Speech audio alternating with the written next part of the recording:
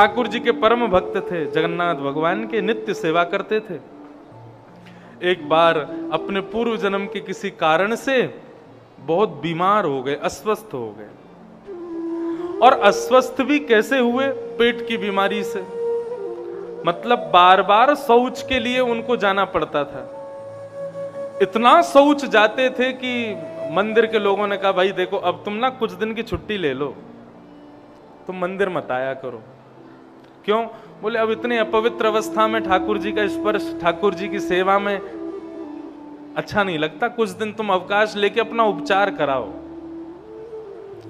लेकिन उस भक्त का नियम था, वो बिना जगन्नाथ जी को देखे रहता नहीं था।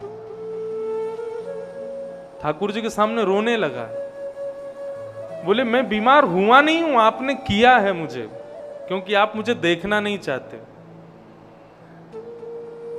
मेरे दर्शन से आपको सुख नहीं मिलता, इसलिए मुझे बीमार कर दिया है आपने। जा रहा हूं भगवान, अब कुछ दिन तक आपको ये दिखेगा नहीं, ये अभागा दिखेगा नहीं। अपने सुंदर सुंदर भक्तों का दर्शन करना, मैं जा रहा हूं। ऐसा प्रणाम करके सहज भाव से कह करके वो चला गया। घर में कोई नहीं था, अकेला रहता था। दिन ब दिन इतना अस्वस्थ हो गया कि अब वो अपने बिस्तर से उठ के शौच भी नहीं जा पाता था, बिस्तर पर ही सब मलमूत्र त्याग देता था। जगन्नाथ भगवान को बैठे बैठे स्मरण करने लगा कि मैं रोज आपका दर्शन नहीं कर पाता था, तो आपका महाप्रसाद यहीं आ जाता था, उसको पा लेता था। लेकिन अब तो मैं ऐसी अवस्था में चला गया हूं कि महाप्रसाद को भी स्पर्श नहीं कर सकता। ठाकुर जी और कितना दूर करोगे मुझे खुद से? ये भाव रख रहा था। इतने में ही एक कुमार अवस्था का एक बालक, फटी सी धोती पहनी है, पतला दुबला सा शरीर है, सिर पर उसने स्वाफा बांधा हुआ है और उनके दरवाजे पर आकर के खटखटाता है। तो कहते हैं दरवाजा खुला है, भीतर आ जाओ। बालक भीतर जाता है और जाकर के कहता है कि भगवान, मेरे मां नहीं है, पिता नहीं है, मेरा परिवार नहीं है, मुझे आश्रय चाहिए और शायद आपको एक सेवक चाहिए। आप कृपा करें तो मैं आपके यहां रुक जाऊं, मुझे छत मिल जाएगी, आपको सेवक मिल जाएगा। और वो सोचने लगे कि मैंने आज तक अपनी सेवा किसी से करवाई नहीं, लेकिन तुम्हारी यदि इतनी इच्छा है तो ठीक है, तुम रहो, वैसे भी जरूरत तो है मुझे। तो वो बालक उस भक्त को रोज गोद में उठा करके शौच लेकर के जाता, उसको नहलाता धुलाता, उसके समस्त जो भी उसकी गंदगी होती थी सबको साफ करता, रोज उसकी स्वस्थता का ध्यान रखता। 15 दिन तक वो बालक उनकी सेवा में रहा। 15 दिन बाद जब वो बिल्कुल स्वस्थ हो गए, स्वस्थ होकर के एक दिन बालक को कुछ सामग्री लेने के लिए भेजा। वो बालक सामग्री लेने बाजार गया, बाजार से सामग्री ला करके उनके घर के द्वार पर रख करके वो बालक वहां से अंतर ध्यान हो गया। आज इतने दिनों बाद वो पहली बार जगन्नाथ जी का दर्शन करने के लिए जा रहे थे।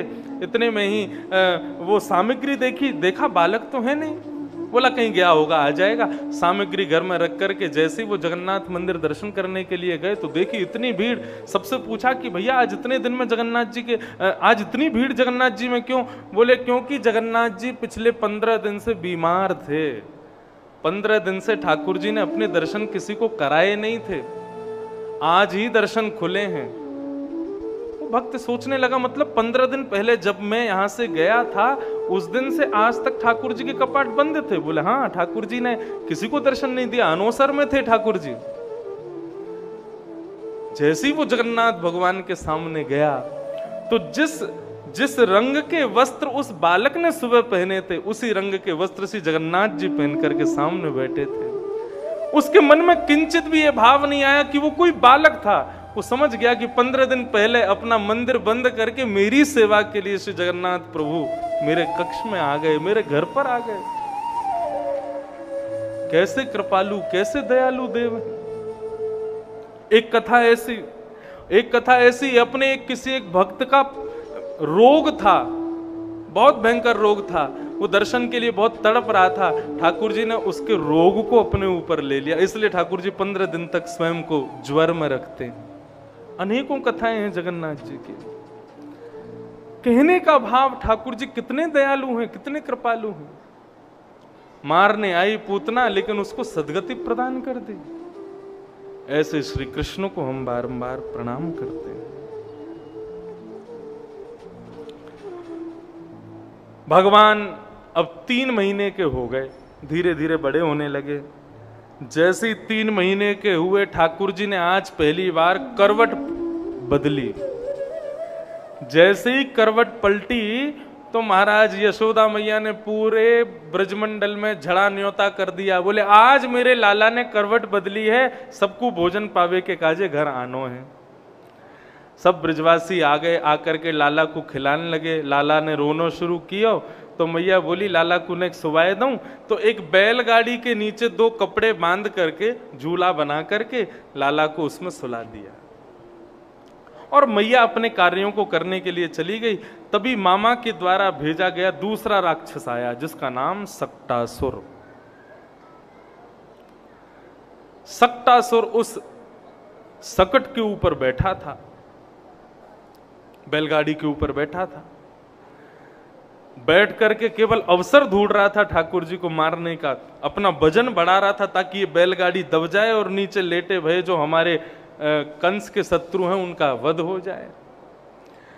लेकिन इतने में ही ठाकुर जी के नेत्र खुले। ठाकुर जी ने अपना एक पैर लंबा किया और लंबा करके जैसे ही बैलगाड़ी में एक झटका मारा तो बैलगाड़ी आकाश में उड़ गई और सक्टासुर का वध हो गया। सारे गौरस भंडार टूट गए, उस पर बहुत बड़े बड़े मटके रखे थे, मक्खन, घी, दूध, दही आदि उन सब के सब फूट गए।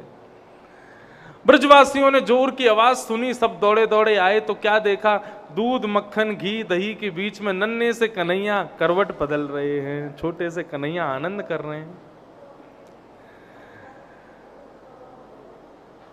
यशोदा मैया बोली मेरो लाला कैसे गिर गयो, ये बैलगाड़ी कैसे पलट गई, ये सबरे मटका कैसे फूट गए।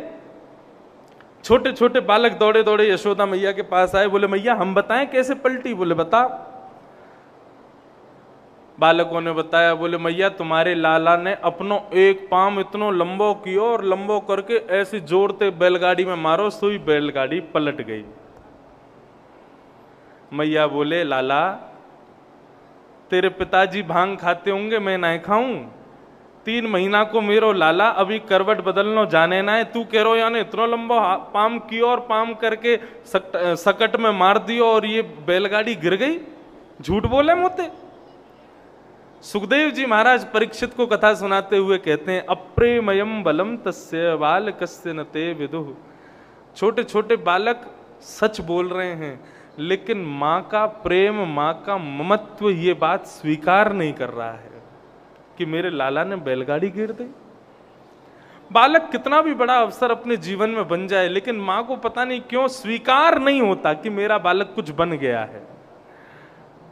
मां से जाकर के 4 लोग कहें अरे आपका बेटा तो बड़ा अच्छा, आपका बेटा तो ऐसा, आपका बेटा तो ऐसा, मां उसकी 4 लोगों में बुराई ही कर देगी।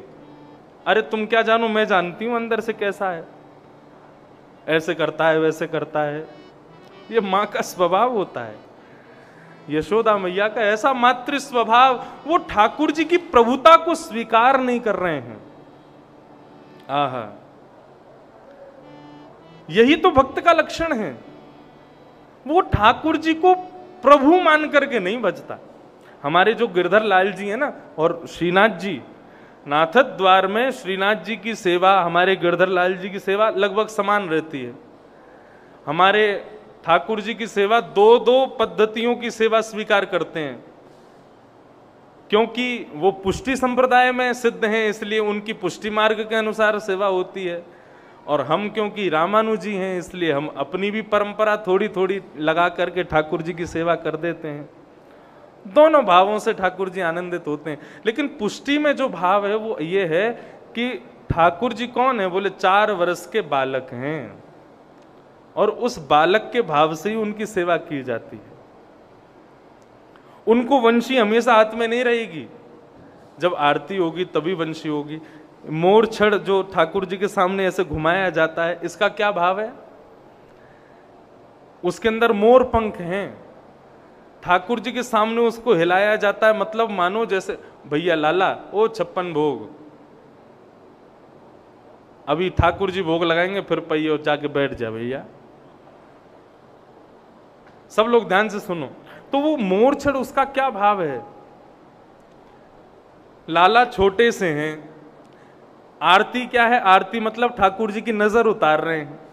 तो यशोदा मैया ठाकुर जी की नजर उतार रही है, लेकिन लाला एक जगह टिक के बैठे तो नजर उतरे। लाला तो कभी यहां भागे, कभी वहां भागे, कभी कोई श्रृंगार फेंक दे, कभी कोई श्रृंगार फेंक दे। बच्चों के बाल बड़े हो जाते हैं, चोटी बना दो तो बच्चे निकाल निकाल के फेंकते हैं, कुछ पहना दो अच्छा सा, सब निकाल के फेंक देते। ऐसी कन्हैया है। तो यशोदा मैया, यहां पर जो सेवक है ना, पुष्टि मार्ग में सेवक को यशोदा माना जाता है। वो जब ठाकुर जी की आरती करती है, उस समय अगल बगल में जो ग्वाल बाल खड़े होंगे वो मोर छड़ ठाकुर जी को दिखाएंगे, मतलब ठाकुर जी का ध्यान भटकाएंगे ताकि ठाकुर जी की आरती हो जाए। नहीं तो श्रृंगार फेंकेंगे, उठ के यहां चले जाएंगे, वहां चले जाएंगे, ऐसा भाव। कई बार ऐसा होता है, श्रृंगार करते हैं ठाकुर जी का तो कभी मोर पंख गिर जाएगा, कभी हाथ के कड़ूला गिर जाएंगे, कभी कोई माला गिर जाएगी। उस समय बहुत सरल सी एक चीज करनी है, क्या? कुछ खाने की वस्तु, ठाकुर जी की भोग की वस्तु, वो ठाकुर जी के सामने रखो, फिर श्रृंगार करो। श्रृंगार नहीं गिरेगा। क्यों? क्योंकि ठाकुर जी भोग पाने में व्यस्त हो गए। अब मैया कैसा भी सजा दे, ठाकुर जी सज जाएंगे। ऐसे भाव हैं पुष्टि मार्ग के। तो प्रभुता को भूल जाओ, ये तो लाला हैं, ये तो कन्हैया हैं, ये तो नेक्से से हमारे हृदय के स्वामी हैं। इस भाव से उनकी सेवा करो। यशोदा मैया कभी स्वीकार नहीं करती कि मेरो लाला प्रभु है। कितने बड़े बड़े ठाकुर जी ने अपने वैभव दिखाए, लेकिन यशोदा ने कभी स्वीकार नहीं किया। ठाकुर जी अब धीरे धीरे हो गए 1 वर्ष के, और जैसे ही 1 साल के हुए, तृणावर्त आया। तृणावर्त आया, जैसे ही गोकुल में उसने प्रवेश किया, ठाकुर जी मैया की गोद में बैठ के दूध पी रहे थे। भगवान को पता चला तृणावर्त आ रहा है और ये तृणावर्त आकर के हमको उड़ा ले जाएगा, और यदि मैया की गोद में हम बैठे रहे तो मैया भी उड़ जाएगी संग में, और यदि मैया उड़ गई तो तृणावर्त को मार नहीं पाएंगे। तो क्या करें? ठाकुर जी ने दूध पीते पीते अपने आप को इतना भारी कर लिया, इतना वजन बढ़ा लिया कि यशोदा मैया को लगन लगो कि मेरे लाला ने ज्यादा दूध पी लियो, इतना भारी है गयो। तो मैया ने लाला को जाकर के पलना में सुलाए दियो, और मैया अपने कार्य के लिए चली गई। भगवान बोले हाँ अब ठीक है। इतने में तृणावर्त आया और ठाकुर जी को आंगन से जैसे ही उड़ा करके आकाश में लेकर के गया, भगवान ने ऊपर जाकर के तृणावर्त की गर्दन को पकड़ करके आकाश से जैसे ही नीचे पटका, तृणावर्त का गोविंदाय नमो नमः। बोलो भक्तवत्सल भगवान की। सब ब्रजवासी दौड़े दौड़े फिर से गए, ठाकुर जी को लेकर के आए। आकर के गौशाला में फिर से झाड़ा आदि करके ठाकुर जी व्यवस्थित किए। सब ब्रजवासी बोले मैया लाला 1 वर्ष को है गए, तुमने अभी तक या को नामकरण नहीं कियो। सारे ब्रजवासी, कोई कालिया कहवे, कोई कनुआ कहवे, कोई कछु कहवे, लाला को एक नामकरण तो कराओ। यशोदा मैया ने ये बात नंद बाबा से कही। बोले लाला 1 वर्ष को है गए, नामकरण ना भयो, लाला के नामकरण की व्यवस्था करो। तो बंधुओं, नंद बाबा के कुल पुरोहित हैं सांडिल्य मुनि। सांडिल्य गोत्रीय ब्राह्मण जो होते हैं वे सांडिल्य मुनि के ही वंश में हैं। ये नंद बाबा के कुल पुरोहित हैं। सांडिल्य मुनि नामकरण करने जानबूझ के नहीं आ रहे। क्यों? क्योंकि वो जानते हैं कि ये नंद यशोदा के बेटा है ही नहीं, ये तो देवकी और वसुदेव के बेटा हैं। और भाई जिनके बेटा हैं, जिस कुल के बालक हैं, उस कुल का कुल पुरोहित नामकरण करे, मैं क्यों करूं? लेकिन बात बतानी नहीं है। नंद बाबा को बहुत बुरा लगेगा अगर उनको पता चलेगा कि बालक उनका नहीं है, इसलिए वो बहाने बना करके वृंदावन आ नहीं रहे, गोकुल आ नहीं रहे। लेकिन मथुरा में बैठे हुए वसुदेव देवकी को चिंता हुई कि हमारे बालकों का नामकरण नहीं हुआ, तो उन्होंने अपने कुल पुरोहित भेजे। कौन? श्री गर्गाचार्य जी महाराज। गर्गाचार्य जी वृंदावन आए।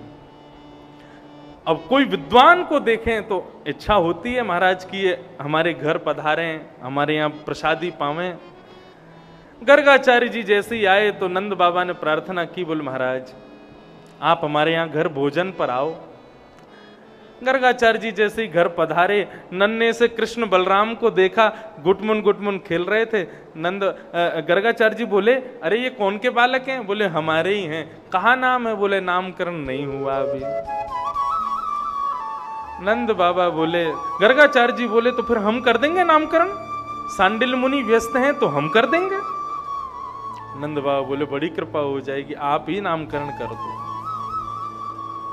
बोले आज नहीं, कल करेंगे, कल का दिन अच्छा है। आज हम रात्रि आपके घर रुकेंगे, कल सुबह सुबह गौशाला में गैया के समीप बैठ करके आपके लाला का नामकरण कर देंगे। ठीक है। रात में लेकिन ठाकुर जी ने ऐसी लीला करी कि गर्गाचार्य जी महाराज अचंभित हो गए। कैसी लीला करी?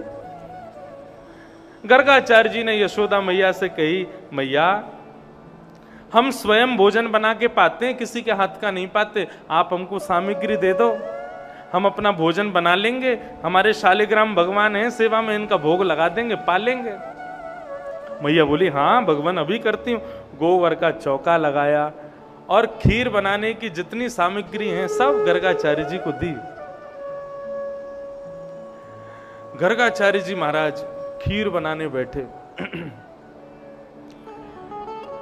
चावल डाले, दूध डाले, केसर डाली, इलायची डाली, सब बढ़िया युक्त जो भी सुगंधित हो सकता था बढ़िया से बढ़िया खीर बना करके, गाड़ी गाड़ी खीर बना करके अपने ठाकुर जी के सन्मुख पधरा दी। और पधरा करके त्वदीयम वस्तु गोविंद तुभ्यमेव समर्पयेत ग्रहण सुमुखो भुक्त्वा प्रसीद परमेश्वर। पाओ भगवान। नेत्र बंद करके अपने गुरु मंत्र की माला करने लगे। ठाकुर जी का भोग लगाते समय प्रयास करो कि ठाकुर जी को थोड़ा अकेला छोड़ दो। क्यों? ऐसा भाव माना जाता है कि जब ठाकुर जी का भोग लगाते हैं और हम लोग पर्दा करके बाहर आ जाते हैं या कक्ष से बाहर आ जाते हैं, तो ठाकुर जी अपने सब ग्वाल वालों को वहीं बुला लेते हैं। आ जाओ भैया, लग गया है भोजन, सब पाओ प्रेम से। और फिर ठाकुर जी के सारे ग्वाल बाल प्रकट हो जाते हैं, एक दूसरे को भोजन प्रेम से पवाते हैं। यदि हम वहां बैठे रहेंगे तो ठाकुर जी को संकोच होता है अपने ग्वाल बालों को बुलाने में। इसलिए भोग लगाते समय पर्दा किया जाता है, ठाकुर जी का कक्ष बंद किया जाता है। ठाकुर जी अब आप सहज हो जाओ और भोग लगाओ। हमारे वृंदावन के श्री राधा रमन लाल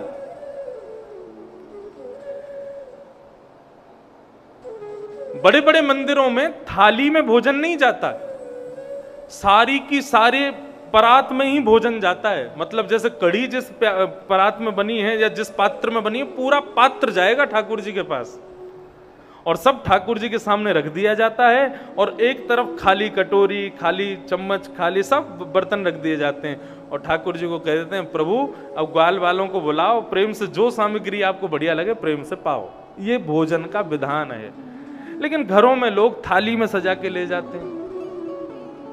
तो श्री राधा रमन जी का भोग लग रहा था। भोग का भी एक समय होना चाहिए और वो समय ठाकुर जी को बता देना चाहिए। ठाकुर जी हम 25 मिनट बाद दोबारा आएंगे, ऐसा कह करके जाना चाहिए। ये सब पुष्टि के परंपराएं हैं। जरूरी नहीं है हर समुदाय में हर जगह एक सी हो। और बाकी मैंने एक दिन कहा था ना कि आपके घर के ठाकुर जी जैसा आपको बढ़िया लगे वैसा करो, लेकिन मेरा काम है थोड़ा अच्छा बताऊं। ठाकुर जी को समय बता के जाओ, हम अभी आ रहे हैं 25 मिनट में, आप प्रेम से प्रसाद पाओ। ऐसे ही श्री राधा रमन जी का भी एक समय है, 40 मिनट 45 मिनट तक ठाकुर जी के भवन में कोई नहीं जाएगा।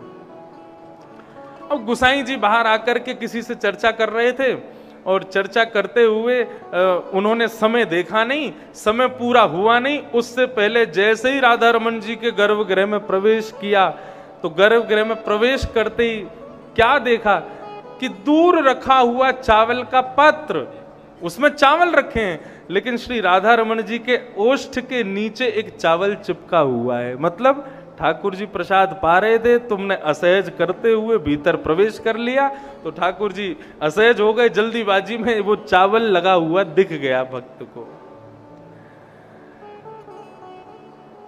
कभी करके देख लेना, ठाकुर जी को एक समय बता के जाना, 2-4 दिन तक उसी समय पर आना, 25 मिनट बाद, लेकिन एक दिन थोड़ा पहले पहुंच जाना।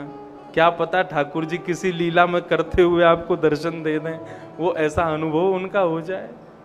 हमको तो बहुत बार हुए हमारे लाल जी का, ऐसा लगता है आंख बंद की इन्होंने, कभी कभी लगता है दोनों हाथ ऐसे कर लिए, लेकिन फिर सहज हो जाते हैं।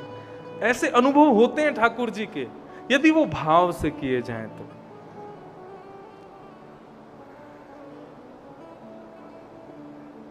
ठाकुर जी प्रेम से भोग पाते हैं यदि भाव से पवाओ तो गर्गाचार्य जी ने खीर बनाई, खीर बना करके अपने ठाकुर जी के सन्मुख रख दी, और सन्मुख रख करके अपने गुरु मंत्र का जाप नेत्र बंद करके, ठाकुर जी आप सहज होके प्रेम से पाओ, मैं 108 माला करूंगा, उसके बाद भोग उठाऊंगा। ऐसा भाव करके गर्गाचार्य जी माला जपने लगे। अब इतने में ही खीर की मधुर सुगंधी भीतर खेल रहे कन्हैया को आने लगी। कन्हैया दाऊ दादा से बोले, अरे दाऊ दादा कहाँ भयो लाला? बोले एक नयो भक्त आयो है, तो माने खीर बनाई है। अच्छा, मेरो बड़ो मन है रहो कि मैं जाकर के वह खीर को भोग लगाए लूं। नंद बाबा बोले, अरे तो फिर देरी क्या बात की, जल्दी जा, जाके भोग लगा। ठाकुर जी गुटमुन चल करके बाहर आए। बाहर आकर के गर्गाचार्य जी के ठाकुर जी के सामने धरी हुई खीर को अपने मुख से लगा करके पाने लगे। गर्गाचार्य जी के जैसे ही नेत्र खुले, सामने देखा पात्र है नहीं, कहां चला गया। तभी बगल में देखा नन्हे से कन्हैया अपने गोद में पात्र रख करके पूरे मुंह पर खीर सान करके और अपने हाथों से खीर पा रहे हैं। जैसे ही गर्गाचार्य जी ने देखा, अरे यशोदा मैया, अरे मैया जल्दी आ, देख तेरे लाला ने कहा कियो। कहां भयो? बोले मेरे ठाकुर जी की भोग झूठो कर दियो, याने बिना भोग लगे पहले ही खा लियो, सबरो झूठो कर दियो। अरे अब तो गोबर को चौका दोबारा लगाना पड़ेगा, फिर से भोग बनाना पड़ेगा, सब झूठो कूटो है गयो। यशोदा मैया बोली, महाराज आप चिंता मत करो, मैं फिर से गोबर को चौका लगवा दूंगी। अब नेक्सो बालक है, वाने देखी होगी खीर में किशमिश पड़ी है, खीर में इतनी बढ़िया बढ़िया सामग्री है, मीठी होगी, हमारे खा गए हो, आप क्षमा करो। ठाकुर जी को उठा करके यशोदा मैया ने भीतर आंगन में पुनः बिठा दिया। ठाकुर जी के मुंह पर खीर लगी थी। बलराम जी बोले, लाला कैसी लगी खीर? बोले खीर तो बहुत बढ़िया, लेकिन खीर बनाने वालों बहुत बेकार है। क्यों? भोग के काजे पहले हमको बुलाए ले, फिर मैया ते हमारी शिकायत कर दे। कोई बात ना लाला, तू तो दयालु है, तू तो भक्त वत्सल है, कृपा कर। गर्गाचार्य जी ने फिर से खीर बनाई, अपने ठाकुर जी से बोले, प्रभु क्षमा करना, छोटा बालक है, पहचान नहीं पाया, आप फिर से भोग लगाओ। त्वदीयं वस्तु गोविंद तुभ्यमेव समर्पयेत् ग्रहाण सुमुखो भुक्त्वा प्रसीद परमेश्वर। और फिर से उसी नियम से जैसे ही माला जपने के लिए बैठे गर्गाचार्य जी, इतने में ही भीतर बैठे ठाकुर जी खेलते खेलते फिर रुक गए। बलराम जी बोले, लाला अब कहाँ भयो? बोले अब की बार पहले तो बढ़िया वाली खीर बनी है, तो मेरा तो मन है रो कि मैं जाके खा लूं। बलराम जी बोले, तो खा ले, शिकायत कर दे मैया ते मेरी। बोले अब के ना करेगो, तू चलो जा जा। ठाकुर जी फिर से गुटमुन चल करके गए और खीर का पात्र अपनी गोद में रखा और फिर से खाने लगे, सान करके प्रेम से पामे। गर्गाचार्य जी ने जैसे ही नेत्र खोले, जय हो मेरे ठाकुर। यशोदा मैया हम गौशाला जा रहे हैं, हम कहीं और जाके रहेंगे, हमारे ठाकुर जी भूखे प्यासे बैठे हैं, और ये तेरो नटखट लाला बार बार आकर के मेरे ठाकुर जी की खीर को खा जाए। मैया बोली, बाबा क्षमा कर दो, लाला छोटो है, अबोध है, अभी जाने ना है, मैं आपको कमरा में बंद कर दूंगी, अब नहीं आवेगो ने करके। और मैया ने ठाकुर जी को एक ही हाथ से उठा लिया और उठा करके कमरा में ले जा करके बिठा दिया और बाहर से किवाड़ बंद नहीं किया, केवल गेट लगा दिया और लगा के मैया चली गई। गोबर का चौका लगाया, फिर से सारी सामग्री दी। ठाकुर जी बिस्तर पर चढ़े और बिस्तर के पास जंगले को पकड़ करके गर्गाचार्य जी को गुस्से में देख रहे हैं। अब के बुला तुम? गर्गाचार्य जी भी देख रहे हैं, कितना नटखट बालक है, अब के आके दिखा। भगवान बोले तू बुला तो सही। बोल नहीं रहे हैं, केवल इशारा चल रहा है। और 1 साल का बालक जब गुस्सा करता है कितना प्यारा लगता है, उसको और छेड़ने में मजा आता है कि और गुस्सा करे। और गर्गाचार्य जी दिखा दिखा के ये किसमिस, मिश्री, ये बढ़िया इलायची और ये बढ़िया बढ़िया डाले, ठाकुर जी के मुंह में पानी आवे। बोले तू भोग लगा। जैसे ही भोग धरा करके और नेत्र बंद किए गर्गाचार्य जी ने, त्वदीयम वस्तु गोविंद। ठाकुर जी जंगला से नीचे उतरे, किवाड़ खोली, गुटमुन गुटमुन गुटमुन चल करके गए, खीर का पात्र उठा के गोदी में रखा और जैसे ही खाना प्रारंभ किया, गर्गाचार्य जी को पता लग गई बालक आ गया। तुरंत जैसे ही पकड़ने के लिए आंख खोली तो नन्हे से कन्हैया की ही 4 भुजाएं प्रकट हो गई। शंख चक्र गदा पद्म धारण करके नन्हे से कन्हैया ने श्री गर्गाचार्य जी को दर्शन करा दिया। और सुख की बात तो ये, ठाकुर जी अपनी एक भुजा से जिससे खीर खा रहे थे, सने भय मुख पर लगी हुई खीर को ही लेकर के गर्गाचार्य जी को पवा रहे। गर्गाचार्य जी के नेत्र सजल हो गए, चरणों में प्रणाम किया, भगवान मुझे क्षमा कर दो, मैं आपके रूप को पहचान नहीं पाया। भगवान बोले हमने इसलिए अपना रूप दिखाया क्योंकि कल जब तुम हमारा जन्मपत्री पढ़ोगे, हमारा नामकरण करोगे, तब तुमको सब पता चल जाना है कि मैं कौन हूं। और कहीं तुमको उस समय पता चला और तुमने मैया और बाबा के सामने बोल दी कि ये तो साक्षात परमात्मा है, तो सारी लीला पर पानी फिर जाएगा। इसलिए अभी हमारा दर्शन कर लो, कल मुंह बंद रखना अपना, बोलना नहीं मैया से कि मैं कौन। कौन पावे आको पार, प्रेम नदिया की सदा उल्टी बहे धार। कौन पावे आको पार, प्रेम नदिया की सदा उल्टी बहे। विधाता को क्या जरूरत है अपनी प्रभुता छुपाने की? भगवान को क्या जरूरत है कि यशोदा मैया को नहीं पता चले, नंद बाबा को नहीं पता चले, ब्रजवासियों को पता नहीं चलना चाहिए कि मैं भगवान हूं? क्यों? क्योंकि यदि इनको पता चल गया कि ये भगवान है तो मुझे छूने से पहले हाथ धोएंगे। यशोदा मैया मारवे से पहले 10 बार सोचेगी भगवान है। नंद बाबा गोदी में नहीं उठाएंगे, सोने की पालकी में लेके जाया करेंगे, बोले भगवान है। मुझे ये प्रभुता नहीं चाहिए, मुझे प्रेम चाहिए। और प्रेम कब मिलेगा? जब मैं अपनी प्रभुता को त्यागूंगा।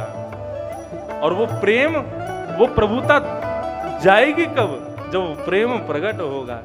ये प्रेम की वजह से ही सारी लीलाएं हो रही हैं, ये प्रेम के लिए ही ठाकुर जी सब कुछ कर रहे हैं। इसलिए हमारे ब्रज में गाते हैं, कौन पावे आको पार, प्रेम नदिया की सदा उल्टी बहे धार। कौन पावे आको पार, प्रेम नदिया की सदा उल्टी बहे धार। ओ देखो मैं सुनाऊं एक बात अन में, देखो मैं सुनाऊं एक बात अन में। देखो मैं सुनाऊं एक बात अन में, देखो मैं सुनाऊं एक बात अन में। कैसी बात? ब्रह्म निराकार रहो गोकुल में खेल। ब्रह्म निराकार रहो गोकुल में खेल। ओ ब्रह्म निराकार रहो गोकुल में खेल। ब्रह्म निराकार रहो गोकुल। कहाँ पे? नंद यशोदा के द्वार, यशोदा के द्वार, नंद यशोदा के द्वार। पार। हाँ भैया प्रेम नदिया की सदा उल्टी बहे धार, कौन पावे आको पार, प्रेम नदिया की सदा उल्टी बहे देखो धार। एक मधुर भाव बताऊं। ब्रह्मा जी एक दिन भगवान को ढूंढने निकले। नारद जी बोले मैं देखूं भगवान कहाँ रहते हैं। वैकुंठ में घूम आए, नहीं मिले। स्वर्ग में ढूंढ लिया, नहीं मिले। सब जगह खोज लिया, ठाकुर जी नहीं मिले। किसी ने कहा वेद पुराणों में ठाकुर जी रहते हैं। नारद जी ने महाराज खोल करके पढ़ने शुरू किए, लेकिन ठाकुर जी नहीं मिले। नारद जी बोले मैंने सब जगह ब्रह्म को देख लिया, सब जगह परमात्मा को खोज लिया, मुझे कहीं नहीं मिले। लेकिन एक दिन मैं वृंदावन में घूम रहा था। बोले अच्छा फिर क्या हुआ? बोले वृंदावन में जैसे ही नंद भवन के बाहर से निकला तो मैंने क्या देखा? बोले क्या देखा? यस्यालिंदे ब्रह्म वसिता। मतलब बोले कि पुराने घरों में लोग पहले दहली बनाते थे ऊंची ऊंची। आज भी आप पुराने मंदिरों में जाओ तो वो दहली पार करनी पड़ती है, उस पर ऐसे ऊपर चढ़ के जाते हैं, ऊंची होती है। दक्षिण भारत में तो बहुत होते हैं। क्यों? कहीं कोई छोटे छोटे कीतर वगैरह ये घर में ना घुस जाए, इसलिए अपनी सेफ्टी के लिए लोग ऊंचे ऊंचे बनाते थे। नंद बाबा के घर की कुछ ज्यादा ही ऊंची थी। नारद जी बोले मैंने क्या देखा? बोले श्रुति म परे स्मृति म परे भजन्तु भव भीता नीतिम अपरे। लेकिन अहम तु नंदम वृंदे यस्यालिंदे ब्रह्म वसिता। लेकिन जैसे ही मैं वृंदावन में नंद भवन के सामने से जाने लगा तो मैंने क्या देखा? नंद भवन के द्वार की दहली पे नन्ना सा एक बालक लदा हुआ। लदा हुआ समझते हैं? लदा हुआ जानते हैं? लदा हुआ मतलब जैसे आप देखना बच्चे कभी कभी सीढ़ी उतरते हैं तो सीढ़ी बहुत नीची अगर हो, बहुत ऊंचाई पर हो तो एक बार उतरने के बाद फिर वो उल्टे हो जाते हैं और फिर पेट के बल नीचे उतरते हैं खिसक खिसक करके। तो जो पेट के बल जब हम सीढ़ी पर वो बालक आ जाते हैं उसको कहते हैं लदना। या फिर और सरल समझो, हम पीठ पे किसी को लाद लेते हैं। मतलब दहली पार कर रहे थे ठाकुर जी, चढ़ तो गए, अब जैसे ही पल्ली तरफ उतरे तो वो इतनी नीचे थी कि ठाकुर जी उस पर लदे रह गए। अब नीचे अपने पैर के अंगूठे को घुमा रहे हैं कि कहाँ है जमीन, मैं नीचे कैसे उतरूं? मैया मोकू बचाइयो, बाबा मोकू बचाइयो, मैं गिरवे वारो हूं। नारद जी बोले मैंने वहां ब्रह्म को देखा। नंद बाबा की दहली पर लदा हुआ मैंने कन्हैया को देखा। किसके कारण? बोले प्रेम के कारण। ओ प्रेम नदिया की सदा उल्टी बहे धार।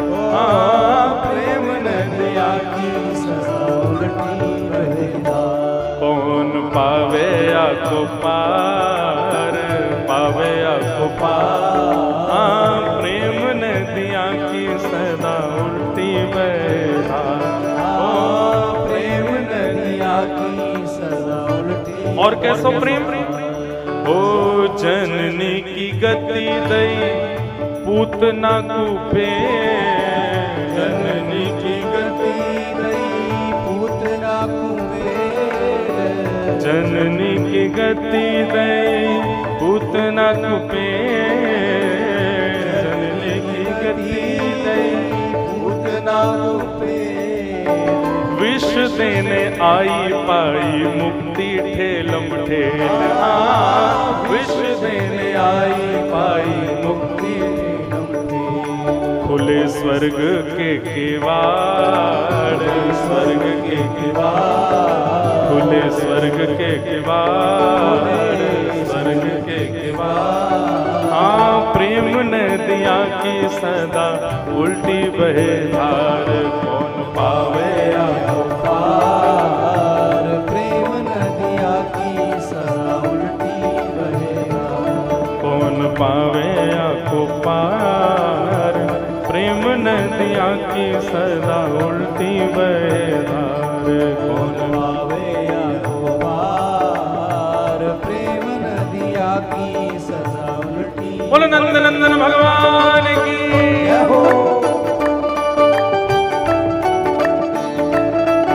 मीठी मीठी ताली बजा के गाओ, करताल बजा के गाओ।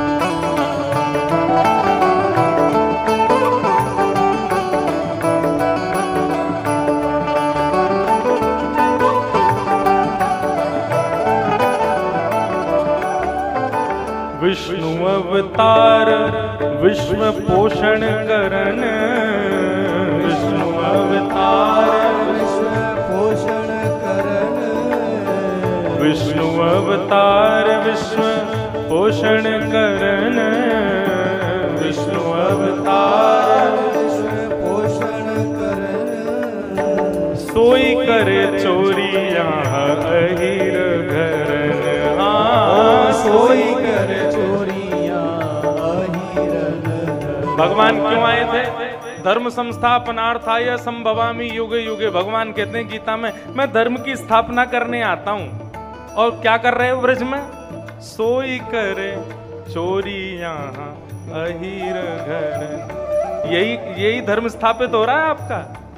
हाँ, सोई करे चोरियां अहिर घर, निज प्रभुता विसार, प्रभुता विसार, निज प्रभुता विसार, प्रभुता विसार। हाँ भैया, प्रेम ने दिया की सदा उल्टी बहा, कौन पावे आगो पार, प्रेम ने दिया की सदा उल्टी बहेदा, कौन पावे आगो पार, प्रेम ने दिया की सदा उल्टी बहार, कौन पावे आगो पार, प्रेम ने दिया की सदा उल्टी बहेदा। आप कहोगे महाराज जी हमें भी तो बताओ कैसी धार बहती है प्रेम की, उल्टी धार।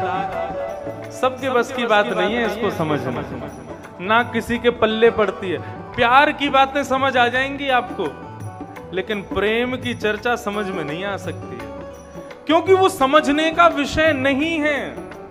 जो समझने का विषय वो समझो, प्रेम तो अनुभव का विषय है, वो समझने का विषय नहीं है। प्रेम को प्रमुख वही वृंदावन धाम, प्रेम को प्रमुख वही वृंदावन धाम, प्रेम को प्रमुख वही वृंदावन धाम, प्रेम को प्रमुख वही वृंदावन धाम। ओ प्रेम हित पायो श्याम रसिया ने नाम, प्रेम हित पायो श्याम रसिया ने नाम। याय जाने कहाँ गवार, जाने कहाँ गवार, याय जाने कहाँ गवार, जाने कहाँ गवार। हाँ, प्रेम ने दिया की सदा उल्टी बहार, पावे या तो पार, प्रेम ने दिया की सदा उल्टी बहेदा, कौन पावे या तो पार, प्रेम ने दिया की सदा उल्टी बहार, कौन पावे या तो पार, प्रेम ने दिया की सदा उल्टी बहेदा। अरे हाँ, प्रेम ने दिया की सदा उल्टी बहार। प्रेम ने दिया की सदा उल्टी बहेदा। अरे हाँ, प्रेम ने दिया की सदा उल्टी बहार। हाँ, प्रेम ने दिया की सदा उल्टी बहेदा। प्रेम को प्रमुख वही वृंदावन धाम। हमारे वृंदावन का एक और नाम है प्रेम नगर। वो प्रेम का प्रमुख है। हमारे यहाँ ये नहीं कहते बिहारी जी को दर्शन करवे जानो है, राधारमन लाल जी को दर्शन करने जानो है, श्री जी बाबा को दर्शन करने नहीं। हमारे यहाँ कहते हैं लाला को दर्शन करने जानो है। बरसाने में कहेंगे लाडली को दर्शन करने जानो है। ये प्रेम है। वहां प्रभु को प्रभु नहीं, वहां प्रभु को अपना लाल समझते हैं, अपना मित्र समझते हैं। वो वृंदावन। ठाकुर जी बोले गर्गाचार्य जी किसी को बताना मत हम कौन है। गर्गाचार्य जी बोले जो आज्ञा।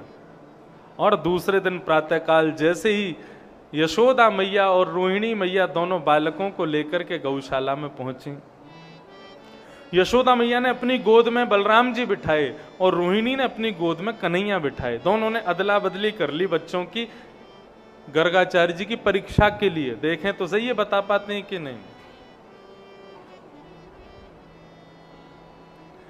सबसे पहले यशोदा की गोद में बैठे हुए जैसे बलराम जी को देखा, उनकी आंखें देख करके, उनके मस्तिष्क की रेखा पढ़ करके गर्गाचार्य जी समझ गए ये यशोदा के बेटा नहीं है, और कह दिया अयम ही रोहिणी पुत्रो रमय श्रुहिदो गुणी आख्यास्यते रामेति वलाधिक्याद्वलम विदु। हे यशोदा मैया, आपकी गोद में जो ये बालक बैठा है ना, ये आपका नहीं है, ये रोहिणी का बेटा है। यशोदा मैया बोली हम तो आपकी परीक्षा ले रहे थे, आप तो सच में जानते हैं ज्योतिष। बोले मैया ये रोहिणी जी का बेटा है, इसका नाम मैं राम रखता हूं। क्यों? क्योंकि ये राम जी के समान अपने कुल की, अपनी मर्यादा की सदा रक्षा करेगा, परंतु बल की अधिकता होने के कारण लोग इसको बलराम कह करके पुकारेंगे। अब तो जैसे ही बलराम जी का नामकरण हुआ, बलराम जी नाचने लगे, मेरो नाम रख दियो, मेरो नाम रख दियो। कन्हैया से बड़े हैं। रोहिणी जी की गोद में बैठे हुए कन्हैया को जब देखा, ठाकुर जी को देख करके गर्गाचार्य जी की बहुत देर तक समाधि लगी रही। और कैसी समाधि? बोले त्रातक समाधि। त्रातक समाधि कैसी होती है? ना आंखें पलक झपकती हैं, ना नाक से श्वास निकलती है, और धड़कन देखोगे तो धड़कन भी बंद, मतलब वो मरा हुआ व्यक्ति के समान है व्यक्ति। त्रातक समाधि लग गई और देख रहे हैं एक टक कन्हैया को। भगवान इशारा कर रहे हैं, नहीं नहीं नहीं, योगी है ना, मेरे को देखते ही समाधि में जाते हैं। यशोदा मैया बोली बाबा कहाँ गए हो, नामकरण करो लाला को। कोई उत्तर नहीं। जोर से यशोदा मैया बोली कहीं बाबा पधार तो नहीं गए? मेरे लाला को जब से जन्म भयो कोई ना कोई विघ्न आ तो ही रहे, कभी कोई राक्षस आ जाए, कभी कछू है जाए, कभी कछू है जाए। आज मेरे लाला के नामकरण, तो नामकरण कर रहे वारो ही पधार गो। बाबा पधार गए। तब जाकर के उनको होश आया। बोले अरे नहीं नहीं, हम थोड़ी सोच में थे। अब संत जन बताते हैं कि गर्गाचार्य जी क्या सोच रहे थे, जानते तो वो थे कि ये भगवान है। तो एक संत का भाव मुझे बहुत अच्छा लगा। वो क्या कहते हैं कि गर्गाचार्य जी की जीव पर हिंदी वर्णमाला के जितने भी अक्षर हैं वो आपस में एक दूसरे से लड़ाई कर रहे हैं। क्या लड़ाई कर रहे हैं? बोले परमात्मा का नामकरण होने वाला है, हमसे नाम होना चाहिए, तो एक दूसरे को अक्षर खींच रहे हैं। बोले तू हट मुझसे नाम आएगा, तू हट मुझसे नाम। तो इसलिए गर्गाचार्य जी की जीभ सुन्न पड़ गई, वो सोच ही नहीं पा रही कि क्या नाम रखा जाए। अंत में गर्गाचार्य जी महाराज ने कहा मैया आपके इस लाला के बहुत नाम होंगे, एक नाम से ये नहीं जाना जाएगा। बहुनि संति नामानि रूपाणि च सुतस्यते। जैसे जैसी लीला करेगा, जैसे जैसे रूप धारण करेगा, सोई सोई इसके नाम बदलते रहेंगे। मैया बोली कोई एक नाम धर जाओ लाला को। अब तुम कहो 1000 नाम, तो 1000 नाम तो कैसे बुलाऊंगी? एक कोई नाम मुंह को बता दो जैसे मैं अपने लाला को बुलायो करूं। बोले मैया शुक्ले रक्तस्तथा पीत इदानीं कृष्णतां गत। मां आपका ये लाला पहले कभी गोरा बन के भी आया था, शुक्ल वर्ण का इसका अवतार हुआ था, कभी ये रक्त वर्ण का भी हुआ है, कभी पीत वर्ण का हुआ है, इस बार ये सांवला हुआ है। कृष्ण मतलब एक प्रकार से काला होता है, शब्द कृष्ण शब्द का अर्थ काला होता है। आपका ये लाला इस बार सांवला है, थोड़ा कृष्ण कलर, कृष्ण रंग है इसका, इसलिए इसका नाम भी मैं कृष्ण रखता हूं। बोलो बाल कृष्ण लाल की जय। ठाकुर जी का नाम रख दिया क्या? कृष्ण। कल मैंने इस शब्द का अर्थ बताया था, जिसका नाम गुणानुवाद करने से निवृत्ति हो जाए वो कृष्ण है। गहराई जहां होती है ना जल में, वो जल भी काला होता है। आकाश जब अपनी वस्तुओं को सबके सामने प्रस्तुत करता है, अपने खजाने को सबके सामने खोलता है, तो वो भी काला हो जाता है। ऐसे ही ये द्योतक है, ठाकुर जी का रंग एक द्योतक है। किस चीज का द्योतक? कि वो अत्यंत गहराई और अत्यंत विविध प्रकार के खजानों से युक्त हैं, वो साधारण नहीं है। और एक बात कहूं तो कृष्ण रंग काला भी नहीं होता। कौन सा होता है? पूरे विश्व में जितने भी रंग हैं, सब रंगों को जब मिला दोगे ना, सबको घोलने के बाद कृष्ण रंग प्रकट हो जाएगा। वो कृष्ण का रंग है।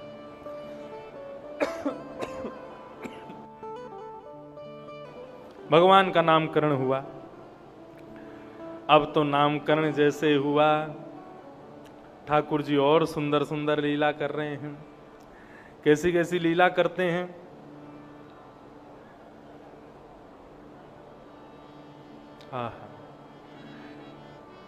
मैया का हाथ पकड़ करके लाल जी चलना सीख रहे हैं। परीक्षित से सुखदेव जी कहते हैं, परीक्षित सावधान हो जाओ, पूरे विश्व को चलाने वाला आज स्वयं चलना सीख रहा है। ठाकुर जी धीरे धीरे धीरे धीरे अपने चरण आगे रखते हैं, और जैसे ही यशोदा मैया हाथ छोड़ती है तो ठाकुर जी भयभीत हो जाते, मैया कहाँ, आगे बढ़ ही नहीं पाते। क्यों? आगे बढ़ा तो गिर जाऊंगा। मैया कहती लाला आजा आजा आजा। जैसे ही ठाकुर जी को आगे बुलाती हैं, आगे जाती, ठाकुर जी धम्म से गिर जाते हैं। ठाकुर जी धीरे धीरे उठना सीख रहे हैं, धीरे धीरे चलना सीख रहे हैं।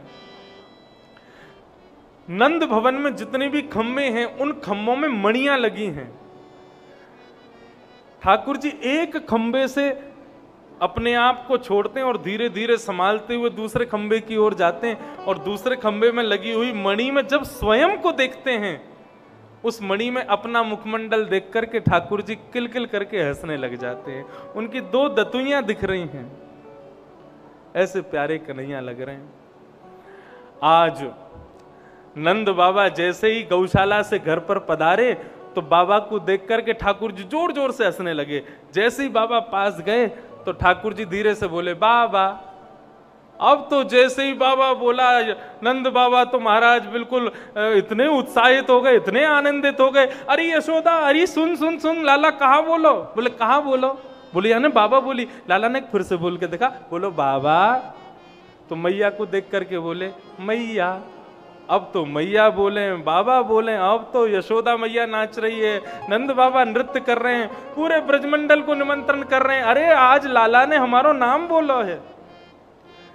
बलराम जी आए, आकर के बोले लाला मुंह भी बोल दे भैया ना मैया।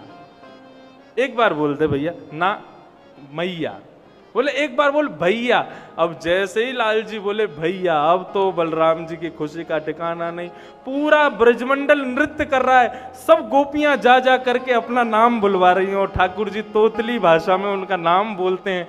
जैसे ही नाम बोलते हैं वो गोपी नाचने लग जाती है। सब ब्रजवासी जाकर के नंद भवन में उत्सव मना रहे हैं, आनंद मना रहे हैं। सूरदास जी इस भाव को अपने भावों में कहते हैं। क्या कह रहे हैं?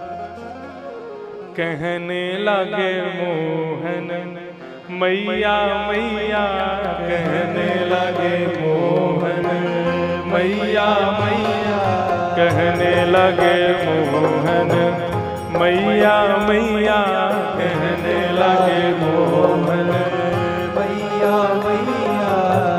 पितानंद सो बाबा रे बाबा, पितानंद सो बाबा रे बाबा। आज कथा नहीं है, आज तो केवल गाओ, आज तो केवल नाचो, आज तो केवल आनंद मनाओ। पितानंद सो बाबा रे बाबा, पितानंद सो बाबा रे बाबा। और हलधर सो भैया, और हलधर सो भैया, और हलधर सो भैया भैया भैया, कहने लगे मोहन मैया मैया, कहने लगे मोहन मैया मैया, कहने लगे मोहन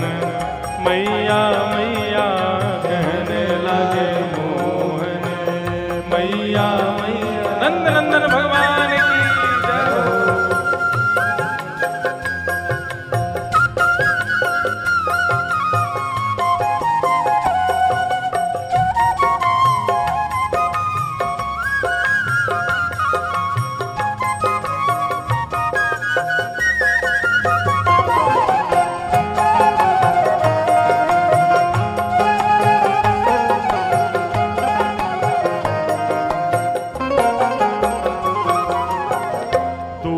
खिलन जन जाओ लाल रे, दूर खिलन जन जाओ लाल रे, दूर खिलन जन जाओ लाल रे, दूर खिलन जन जाओ लाल रे। ओ मार्ग काहू की गैया,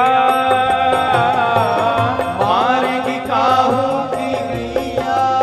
अब ठाकुर जी चलना सीख गए ना, तो नंद बाबा जब गैया लेके जाते हैं चराने, तो ठाकुर जी बछड़ा बछियाओं को पकड़ते, मैं भी चराने जाऊंगा। मैया कहती लाला तू नंद भवन में ही चरा ले। ठाकुर जी कहते मैं भी बाहर जाऊंगा चरावे। बोले तू बाहर यदि गयो तो बाहर इतनी बड़ी बड़ी कोई की गैया है, कोई तो को मारेगी लाला, बाहर मत जा। दूर खिलन जन जाओ लाल रे, दूर खिलन जन जाओ लाल रे। ओ मार्ग काहू की गैया, मार्ग काहू की गैया,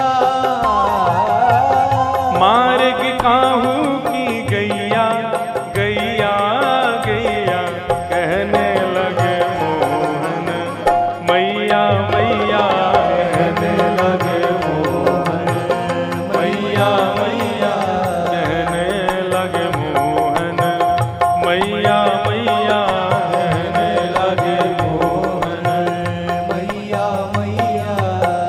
मणिकम्मन प्रति बिंब विलोकत, मणिकम्मन प्रति बिंब विलोकत। ठाकुर जी मणि में जब खुद को देखते हैं तो क्या करते हैं, सूरदास जी बता रहे हैं। जब स्वयं को देखते हैं दर्पण में, तो जैसे हम लोग श्रृंगार संवारते हैं, ठाकुर जी श्रृंगार विंगार नहीं संवारते। जैसे ही ठाकुर जी शीशे के सामने पहुंचते, मणि के सामने पहुंचते, सोई नाचने लग जाते हैं, अपने आप को देख के नृत्य करते हैं। सूरदास जी वर्णन कर रहे हैं। मणिखम्मणि प्रति बिंब विलोकत, मणिखम्मणि प्रति बिंब विलोकत, नाचत कुंवर कन्हैया, नाचत कुंवर कन्हैया, नाचत कुंवर कन्हैया, कन्हैया कन्हैया कहने लगे मोहन, मैया मैया कहने लगे मोहन, मैया मैया कहने लगे मोहन, मैया मैया कहने लगे मोहन, मैया मैया। और सूरदास प्रभु तुमरे दरस को, सूरदास प्रभु तुम्हारे दर्शन, सूरदास प्रभु तुमरे दरस को, सूरदास प्रभु तुम्हारे दर्शन। चरणन की बलि जैया, चरणन की बल जैया, चरणन की बल जैया, चरणन की बल जैया। ओ चरणन की बल जैया, जैया जैया कहने लगे मोहन, मैया मैया कहने लगे मोहन, मैया मैया कहने लगे मोहन, मैया मैया कहने लगे मोहन, मैया मैया कहने लगे मोहन, मैया मैया कहने कहने लगे मोहन,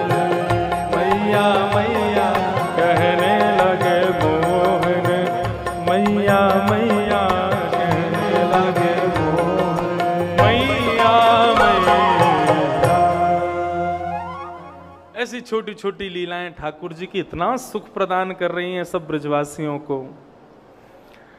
अब ठाकुर जी हो गए 3.5 वर्ष के।